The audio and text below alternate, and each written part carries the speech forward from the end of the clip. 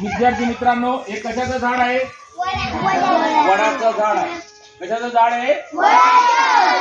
या ज्या मुळ्या आहेत याला काय म्हणतात? सूरपारंब्या म्हणतात. तर बघा, हे वडाचं झाड अतिशय उंच वाढतं आणि त्याचं आयुष्य जे असतं ते जवळजवळ 70 ते 80 वर्ष हे याचं आयुष्य असतं, म्हणजे जगू शकतो. आणि त्याचं सर्वात मोठं खोड या वडाच्या झाडाचा होत असतो आणि तो विस्तीर्ण वाढत असतो. तथागत गौतम बुद्ध या वडाच्या झाडाखालीच ते मन शांतीसाठी बसलेले होते. म्हणून आपण सुद्धा जर मन शांत करायचं असेल, ध्यान धारणा करायची असेल, तर आपण सुद्धा अशा वडाच्या झाडाखाली बसून आपण ध्यान धारणा करू शकतो.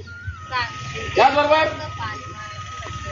जे वडाच्या झाडाला हिंदू धर्मामध्ये स्त्रिया त्याची पूजा करतात, त्या भाकड कथा आहेत. परंतु रात्री झाडाखाली झोपू नये किंवा रात्री झाडाला हात लावू नये असं सांगितलं जातं.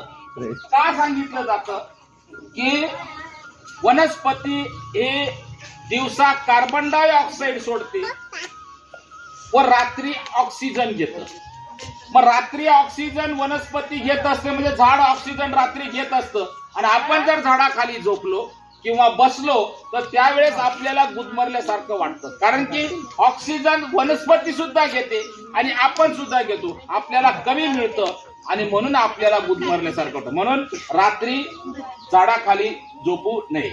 मग हे वडाचं आहे, या पारंब्या जशा खाली येतील तसं मोठं खोड सुद्धा तयार होत असतं. आणि म्हणून या अशा वृक्षांचं आपण संगोपन आणि जतन सुद्धा केलं पाहिजे. बरेच खेड्या गावामध्ये पूर्वी सुद्धा आणि आता सुद्धा या सूर पारंब्याला धरून असा झोका सुद्धा खात असतात. कोण झोका खाऊन दाखवतं का? बघ बरं.